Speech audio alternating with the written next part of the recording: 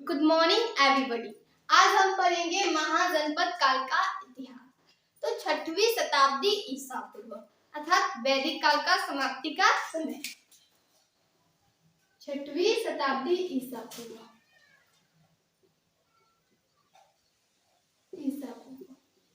इतने में जो वैदिक काल था वो समाप्त हो चुका था। तो ये प्राचीन भारत का वो समय था जब समाज धार्मिक और राजनीतिक दृष्टिकोण से बड़े ही उथल-पुथल माहौल से गुजर रहा था। सनातन संस्कृति में पनप रही कठोर वर्ण व्यवस्था तथा विधियों में कर्मकांडों के बढ़ते प्रभाव से अब लोग त्रस्त होकर परेशान होकर बौद्ध तथा जैन धर्म के विचार के तरफ आकर्षित होने लगे थे। और इधर शक्तिशाली बन चुके राजा अब अपने साम्राज्य को बड़े से और बड़ा करने में लगे हुए थे, जिससे जो छोटे छोटे जनपद थे वो आपस में विलय होकर महाजनपद का निर्माण कर रहे थे। जो छोटे छोटे जनपद थे वो आपस में विलय होकर महाजनपद का निर्माण कर रहे थे। और महाजनपद के संदर्भ में हमें ज्यादातर जानकारी इस काल में लिखे हुए बौद्ध तथा जैन ग्रंथ से प्राप्त होती है। अंगुत्तर निकाय नामक बौद्ध ग्रंथ और भगवती सूत्र नामक जैन ग्रंथ से हमें स्पष्ट रूप से 16 महाजनपदों की सूची प्राप्त होती है। तो अंगुत्तर निकाय नामक बौद्ध ग्रंथ, जो अंगुत्तर निकाय है वो बौद्ध ग्रंथ है, और भगवती सूत्र नामक जैन ग्रंथ से हमें स्पष्ट रूप से 16 महाजनपदों की सूची प्राप्त होती है। इनसे हमें 16 महाजनपदों की सूची प्राप्त होती है। और इसी के साथ साथ इन 16 महाजनपदों के क्षेत्र तथा राजनीतिक व्यवस्था के बारे में भी हमें जानकारी प्राप्त होती है। तो चलिए अब हम 16 महाजनपदों को एक एक करके इनका इतिहास पढ़ते हैं।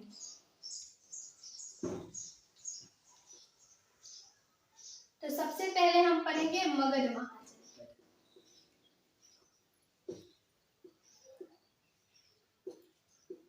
मगध महाजनपद, जो मगध महाजनपद था यह सबसे समृद्ध तथा सबसे प्रमुख महाजनपदों में से एक था। जो मगध था इसके उत्तर में गंगा नदी,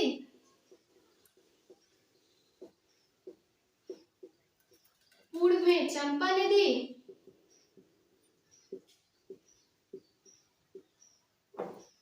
और पश्चिम में सोन नदी। ये 3 नदियों से घिरा हुआ था। और इसी के साथ साथ ये चौथी तरफ से यानी दक्षिणी तरफ से एक पर्वतमाला से घिरा हुआ है। इसका नाम है विंध्याचल पर्वत या विंध्य पर्वत। और जो मगध है इसकी प्राचीन राजधानी राजगृह थी। इसकी प्राचीन राजधानी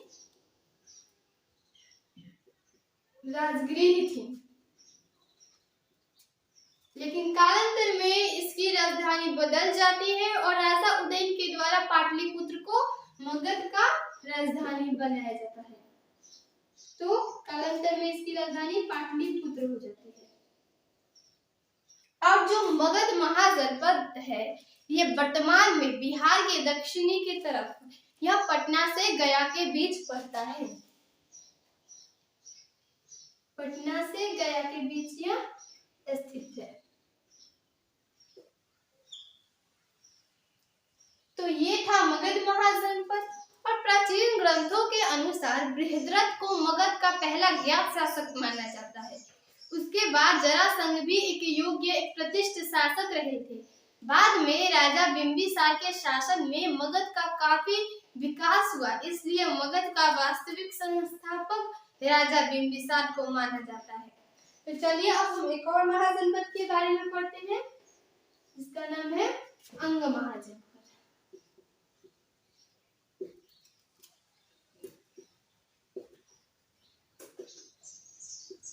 अंग महाजनपद, जो अंग महाजनपद था इसकी सीमा मगध से चंपा नदी के माध्यम अलग हुई थी। और जो चंपा नदी थी ये मगध के लिए भी और अंग के लिए भी मुख्य जल स्रोत थी। ये दोनों ही राज्यों के लिए मुख्य जल स्रोत थी। और ये जो अंग महाजनपद था इसकी राजधानी कहाँ थी? तो चंपा थी। इसकी राजधानी कहाँ थी? चंपा थी। और जो अंग महाजनपद है ये वर्तमान में बिहार के भागलपुर मुंगेर क्षेत्र में यह स्थित है। वर्तमान में भागलपुर मुंगेर क्षेत्र में यह स्थित है। भागलपुर मुंगेर क्षेत्र में यह स्थित है। तो हमने दो महाजनपद पढ़ा, एक तो मगध महाजनपद और एक हुआ हमारा अंग महाजनपद। ठीक है, अब हम एक और महाजनपद पढ़ेंगे।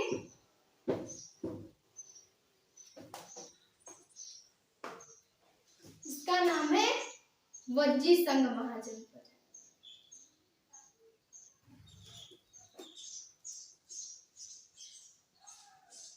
वज्जी संघ महाजनपद। जो वज्जी संघ महाजनपद था ये एक 8 जनपदों को मिलाकर एक गणतांत्रिक महाजनपद बना हुआ था। जो वज्जी संघ महाजनपद था ये 8 जनपदों को मिलाकर एक गणतांत्रिक महाजनपद बना हुआ था और इसकी राजधानी वैशाली थी। और ये जो वज्जी संघ था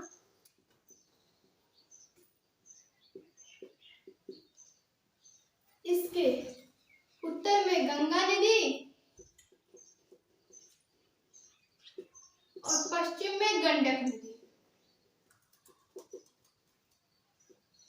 यह 2 नदियों से घिरा हुआ था। जो वज्जी संघ था ये 2 नदियों से घिरा हुआ था।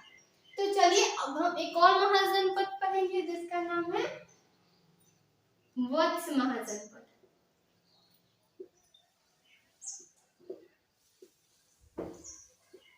जो वत्स महाजनपद था ये एक व्यापार का मुख्य केंद्र था उस समय में। और जो वत्स महाजनपद है, जो वत्स महाजनपद है यह क्या था?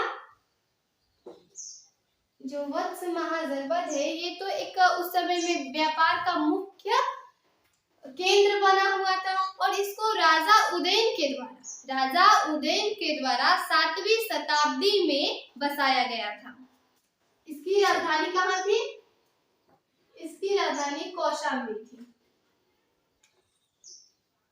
और इसकी राजधानी को कौशाम्बी को ही 7वीं शताब्दी में राजा उदयन के द्वारा बसाया गया था। प्लस जो वत्स महाजनपद है यह एक राजतांत्रिक महाजनपद था। एक राजतांत्रिक महाजनपद था। जो वत्स था यह एक राजतांत्रिक महाजनपद था। तो यह वत्स महाजनपद था। अब हम पढ़ेंगे कुरु महाजनपद के बारे में।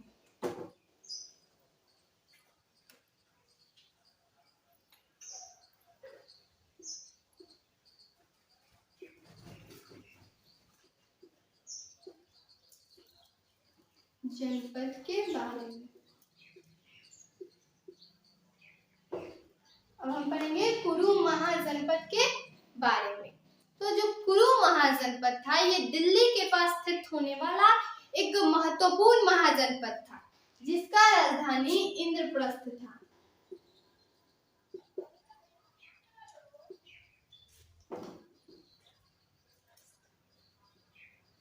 जिसका राजधानी इंद्रप्रस्थ था, यानी आज का जो दिल्ली है वो उस समय का इंद्रप्रस्थ था। और कुरु और कौरव से जुड़ी घटनाओं का वर्णन भी हमें महाभारत में देखने को मिलता है। प्लस कौटिल्य के अर्थशास्त्र में 4वीं शताब्दी में भी कुरु राज्य का वर्णन हमको देखने को मिलता है। तो ये था कुरु महाजनपद। अब हम पढ़ेंगे सूरसेन महाजनपद के बारे में।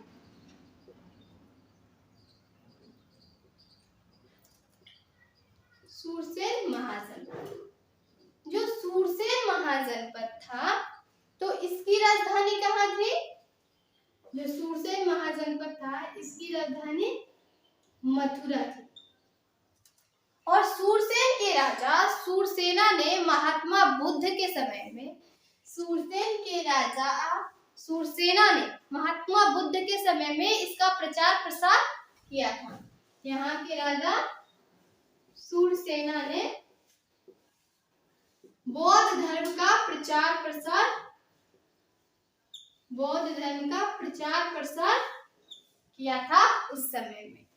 और इसकी राजधानी कहाँ थी? जो सूरसेन महाजनपद था, इसकी राजधानी कहाँ थी? तो इसकी राजधानी मथुरा थी। और ये कहाँ बसा हुआ था? तो यह यमुना नदी के पश्चिम में, और एक मत्स्य राज्य है उसके बारे में भी पढ़ेंगे, वो एक महाजनपद है। तो ये यमुना नदी के पश्चिम में और मत्स्य राज्य के पूर्व में यह स्थित था, जो सूरसेन महाजनपद था। अब हम पढ़ेंगे काशी महाजनपद के बारे में।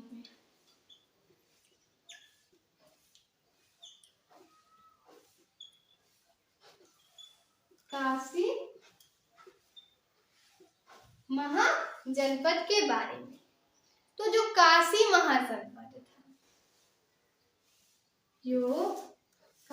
महाजनपद था, इसके उत्तर में वरुणा नदी और दक्षिण में अस्सी नदी, यह दो नदियों से घिरा हुआ था। तो इसलिए इसके राजधानी का नाम क्या हो गया? जो काशी महाजनपद है, इसकी राजधानी का नाम क्या हो गया? वाराणसी।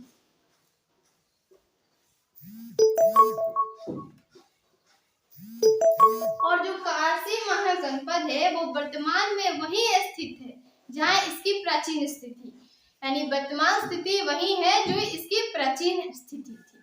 तो ये था काशी महाजनपद। अब हम पढ़ेंगे कौशल महाजनपद के बारे में। कौशल महाजनपद,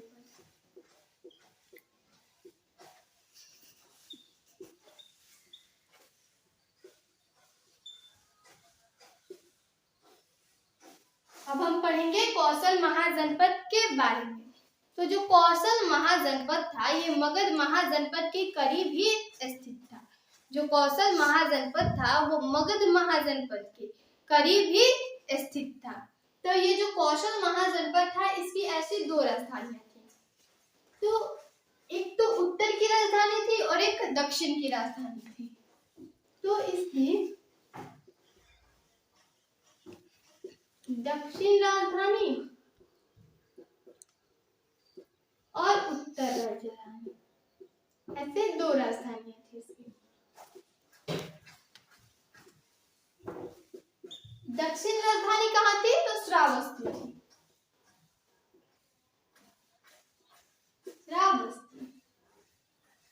और जो उत्तर राजधानी थी वो कहाँ थी? साकेत। तो इसकी ऐसी दो राजधानियां थी। प्लस जो कौशल महाजनपद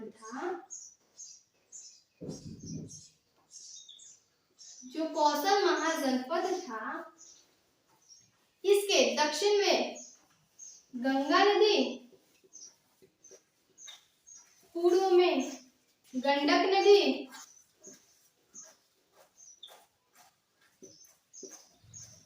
और उत्तर में हिमालय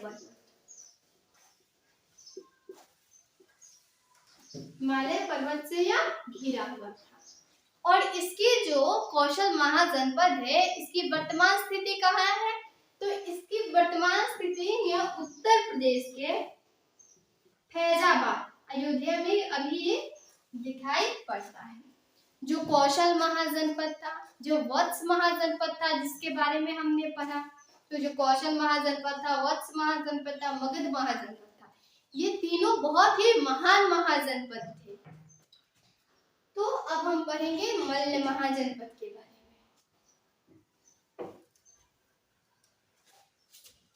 अब हम पढ़ेंगे मल्ल महाजनपद के बारे में। मल्ल महाजनपद के बारे में। तो जो मल्ल महाजनपद था वो वज्र संघ की तरह ही एक गणतांत्रिक महाजनपद था। जिसकी राजधानी कहाँ थी? कुशीनगर। और कुशीनगर में ही क्या हुआ था, जो महात्मा बुद्ध थे उनको महापरिनिर्वाण हुआ था, उनकी वहां पे मृत्यु हो गई थी। तो मल्ल महाजनपद की राजधानी कहाँ है? तो कुशीनगर। और जो कुशीनगर और जो पावा था, जो कुशीनगर और पावा था, ये जैनों के लिए और बौद्धों के लिए एक महत्वपूर्ण शहर था। जो कुशीनगर और पावा था वो जैनों के लिए और बौद्धों के लिए एक महत्वपूर्ण एक शहर था। और मल्ल महाजनपद यही था, इसकी राजधानी कुशीनगर और कुशीनगर और पावा, ऐसे इसकी दो राजधानियां हुआ करती थी, कुशीनगर एक पावापुरी। तो ये था मल्ल महाजनपद।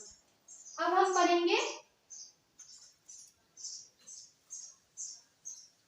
पंचाल महाजनपद के बारे में। पंचाल महाजनपद के बारे में अब हम पढ़ेंगे पंचाल महाजनपद के बारे में। तो जो पंचाल महाजनपद था यह गंगा नदी और हिमालय पर्वत के बीच में स्थित था। यह गंगा नदी और हिमालय पर्वत के बीच यह स्थित था।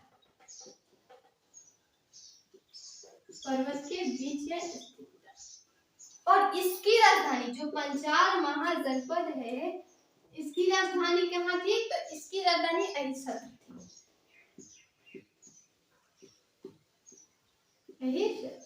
जो वर्तमान में बरेली क्षेत्र का हिस्सा है, ये वर्तमान में बरेली क्षेत्र का हिस्सा है। जो अहिंसा उस समय का था वो वर्तमान में बरेली क्षेत्र का हिस्सा है। और जो पंचाल महाजनपद था इसके भी ऐसे दो हिस्से हुआ करते थे, दो भागों में विभाजित हो गए थे। तो दक्षिण पंचाल और एक उत्तर पंचाल और एक उत्तर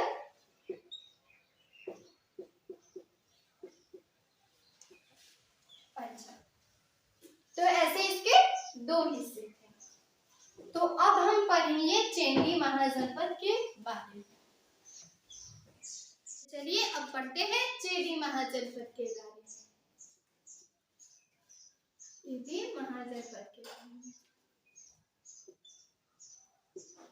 जो चेदी महाजनपद था इसकी जानकारी हमें कहाँ मिलती है? महाभारत में।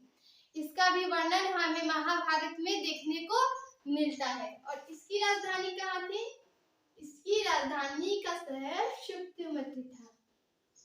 शुक्तिमती, इसकी राजधानी का शहर शुक्तिमती था। और चेदी राज के राजा शिशुपाल, चेदी राज्य के राजा शिशुपाल शिशुपाल जो था वो कुरु और मगध जैसे राजाओं का सहयोगी हुआ करता था। जो कुरु और मगध के राजा थे उनका ये सहयोगी हुआ करता था। कौन? जो शिशुपाल था। तो चेदी महाजनपद का राजा था शिशुपाल, इसकी राजधानी थी शुक्तिमती। तो ये था चेदी महाजनपद। अब हम पढ़ेंगे एक और महत्वपूर्ण महाजनपद जिसका नाम है अवंती महाजनपद। अवंती महाजनपद।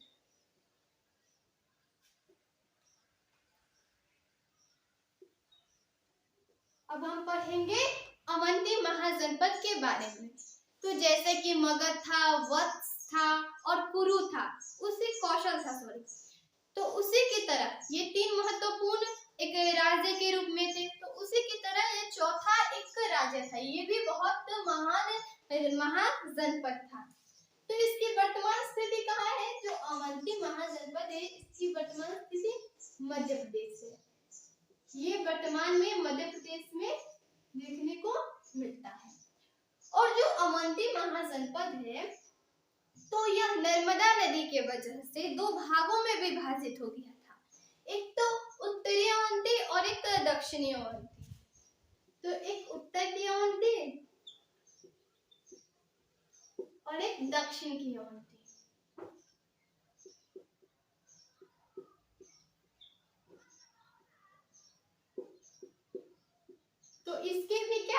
इसकी भी 2 राजधानियां थी, एक उत्तर अवंती की उज्जैन और जो दक्षिण अवंती था इसका महेशमती।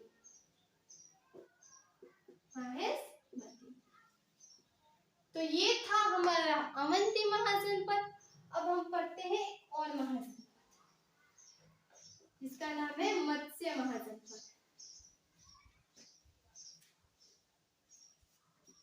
मत्स्य महाजनपद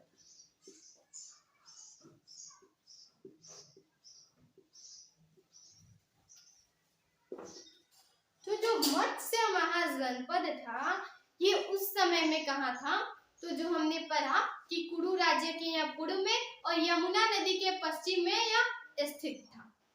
जो मत्स्य राज्य था ये कुरु जो राज्य था उसके दक्षिण में और यमुना नदी के पश्चिम में यह स्थित था।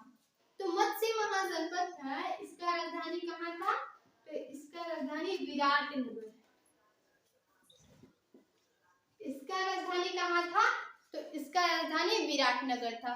वो उस समय में राजस्थान के जयपुर क्षेत्र में यह स्थित था। तो मत्स्य राज्य के बारे में ज्यादा जानकारी प्राप्त नहीं होती है, इतना ही है इसके बारे में। विराटनगर हमें राजधानी के बारे में इसके पता चलता है और यह उस समय में कहाँ स्थित था, इसके वर्तमान में इसकी स्थिति का अभी तक पता नहीं चला है। तो अब हम पढ़ेंगे एक और महाजनपद जिसका नाम है अस्मक महाजनपद।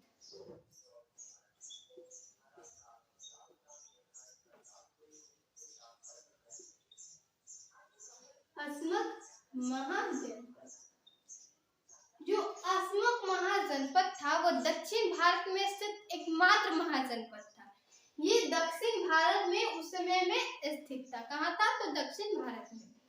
और इसकी राजधानी कहाँ थी, तो पोतन या पोटली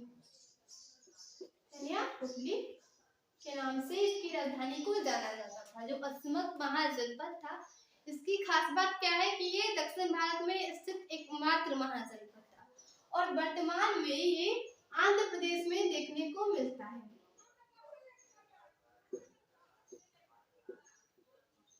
या आंध्र प्रदेश में देखने को मिलता है वर्तमान में। तो ये था अस्मक महाजनपद। तो अभी तक हमने जितना भी महाजनपद पढ़ा है वो हमारे देश में ही, अभी भारत में ही स्थित है। अब जो हम पढ़ेंगे वो हमारे देश में अभी स्थित नहीं है। कंबोज महाजनपद,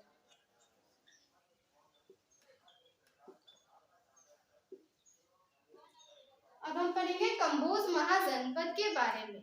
तो ये वर्तमान में कहाँ स्थित है, तो यह पाकिस्तान और अफगानिस्तान की सीमा पर यह स्थित है। वर्तमान में जो कंबोज महाजनपद है ये कहाँ स्थित है, तो यह पाकिस्तान और अफगानिस्तान के सीमा पर स्थित है। उस समय में जो कंबोज महाजनपद था इसकी राजधानी राजपुर थी और राजपुर को ही क्या कहा जाता था, हटाकर भी कहा जाता था। इसी को हटाकर भी कहा जाता था। और यह जो कंबोज महाजनपद था ये हिंदुकुश पर्वत के दोनों ही ओर स्थित था। जो कंबोज महाजनपद था ये हिंदुकुश पर्वत के दोनों ही ओर स्थित था और इसकी राजधानी कहाँ थी, तो राजपुर, और राजपुर को ही क्या कहा जाता था, हटाकर। तो अब हम एक और महाजनपद पढ़ेंगे। अभी तक हमने 15 महाजनपद पढ़ लिए हैं। अब ये लास्ट महाजनपद है जिसका नाम है गांधार महाजनपद।